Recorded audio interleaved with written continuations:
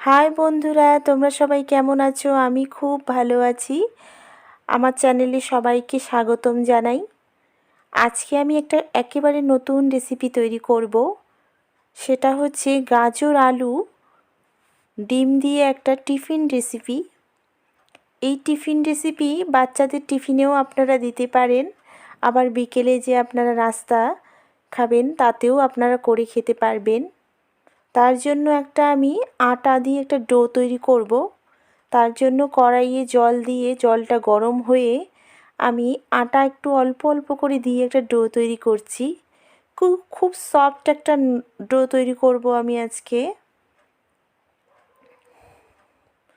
তার জন্য একটু একটু করে আটা দিচ্ছি, এভাবে ডোটা তৈরি করব।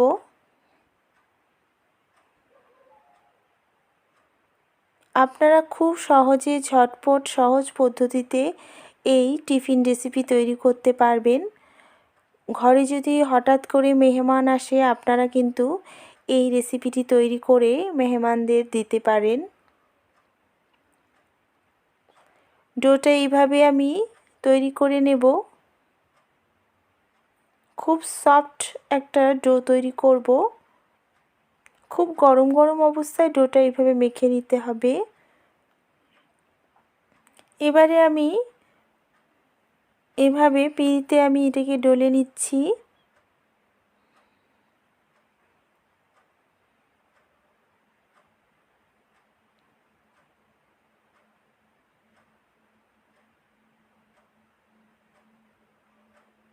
দেখুন, এভাবে রুটিটা গোল করে বেলে নিতে হবে। রুটির সাইজ কিন্তু অবশ্যই এটাকে একটু বড় করে নেবেন, আর মিডিয়াম সাইজের মোটা করে নিতে হবে। যেহেতু এটা একটা ভারী টিফিন সেহেতু কিন্তু রুটিটা একটু বড় করেই নেবেন। এখানে আমি কাঁচা গাজর নিয়েছি, 3টে আলু সেদ্ধ করে নিয়েছি, আর 3টে ডিম সেদ্ধ করে নিয়েছি। আমি এখানে গাজর আমি কাঁচা নিয়েছি, কেননা গাজর আমরা কাঁচাই খেয়ে স্যালাডে খাই, সেই জন্য কাঁচাই গাজরটা নিতে হবে। পরের উপকরণগুলো বলে দিচ্ছি আমি এখানে কি কি নিয়েছি। 2টো পেঁয়াজ কিউব করে কেটে নিয়েছি, 5-6টে কাঁচা লঙ্কা কুচি কুচি করে কেটে নিয়েছি। যে যেরকম ঝাল খান সেরকমই দেবেন, যেহেতু বাচ্চারা খাবে আপনারা হালকা ঝালেও তৈরি করতে পারেন। এখানে 2 চামচের মতো ছোট চামচ দিয়ে চাট মশলা নিয়েছি, আর নিয়েছি লবণ। এবারে গাজরটাকে আমি গ্রেটার করে নিচ্ছি। এভাবে গ্রেটার করে নিতে হবে।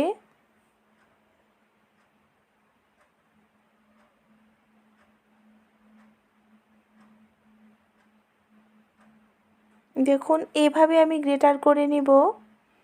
গ্রেটার আমার হয়ে গেছে, আমি একটা প্লেটের মধ্যে রেখেছি।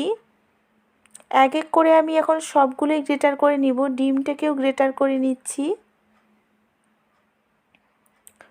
এরকম রেসিপিতে ডিম পড়লে পরে কিন্তু খেতে দুর্দান্ত সুস্বাদু হয়, খেতে ভীষণ টেস্টি লাগে। সেই জন্য অবশ্যই সেদ্ধ করে ডিমটা অ্যাড করতে হবে। ডিমটাও কিন্তু গ্রেটার করা আমার হয়ে গেছে। এবারে আমি আলুটাকে গ্রেটার করে নেব। আলুটাও কিন্তু আমি সেদ্ধ করে নিয়েছি। এটা গ্রেটার মানে একটু ম্যাশ ধরনের হলেও কোনো ব্যাপার না, এরকম করেই দিতে হবে। দেখুন, 3টেই কিন্তু আমার গ্রেটার করা হয়ে গেছে। এবারে আমি এর মধ্যে সব উপকরণ অ্যাড করব।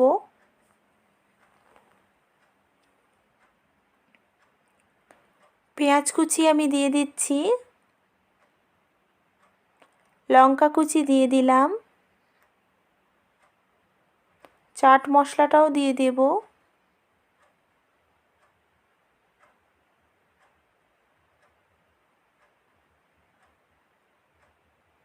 এটা ভালোভাবে হাত দিয়ে মেখে নেব।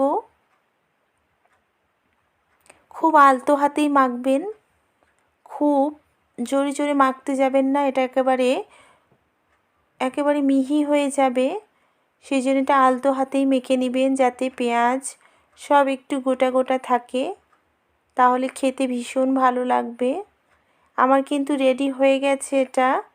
এবারে আমি রুটিটার মধ্যে এটা তৈরি করব। কিভাবে তৈরি করতে হবে সেটা আমি দেখিয়ে দেব। তার জন্য আমি এখানে ঘি নিয়েছি। ঘিটাকে আমি রুটির মধ্যে এভাবে মেখে নেব।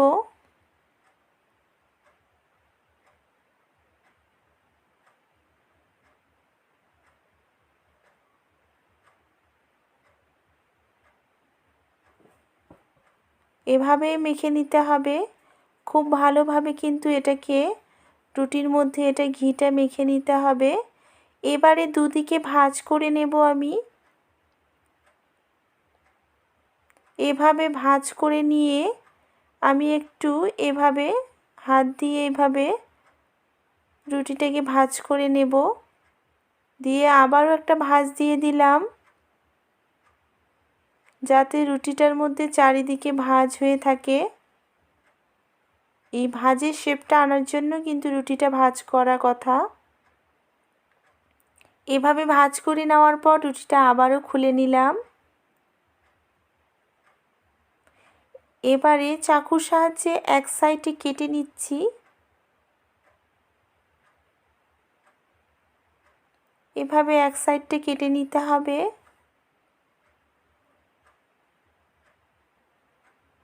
দেখুন রুটিটা কিন্তু একেবারে রেডি হয়ে গেছে। এবারে পুরটা যে আমি তৈরি করেছিলাম সেই পুরটা কিন্তু রুটির মধ্যে অ্যাড করছি।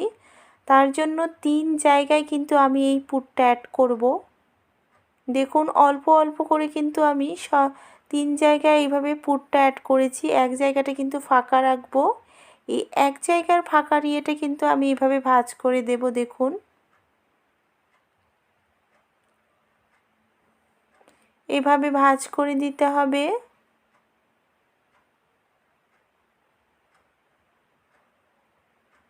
এভাবে সাইডগুলো কিন্তু ঘিয়ের সাহায্যে আমি এটাকে একটু চিপে চিপে দেব, যাতে পুরটা এই রুটি থেকে বেরিয়ে না আসে।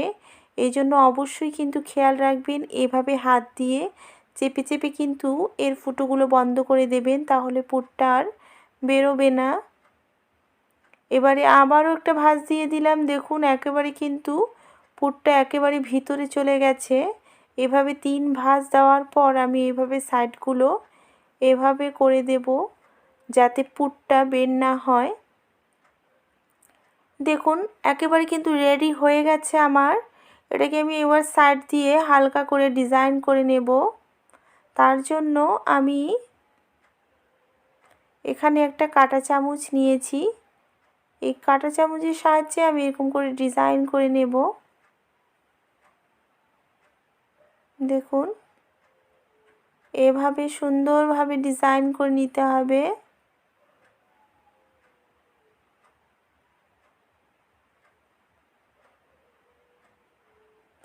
দেখুন একেবারে কিন্তু রেডি হয়ে গেছে এটা বানানো। এবারে আমি এটাকে ভেজে নেব। আমি বেশ কয়েকটা কিন্তু এভাবে সুন্দরভাবে বানিয়ে নিয়েছি। এবার আমি রিফাইন তেল ফ্রাই প্যানের মধ্যে দিয়ে দিলাম। খুব হালকা তেলেও এটা ভাজতে হয়, খুব একটা তেল কিন্তু এই রেসিপিটা টানে না, সেই জন্য আপনারা হালকা তেলে এটা ভেজে নেবেন। তেল গরম কিন্তু আমার মোটামুটি হয়ে গেছে। এবারে আমি এটা ছেড়ে দিচ্ছি এখানে।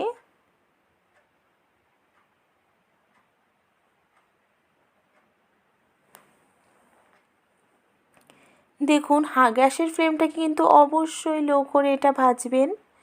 খুন্তির সাহায্যে তেলটা এইভাবে আমি করে দিলাম।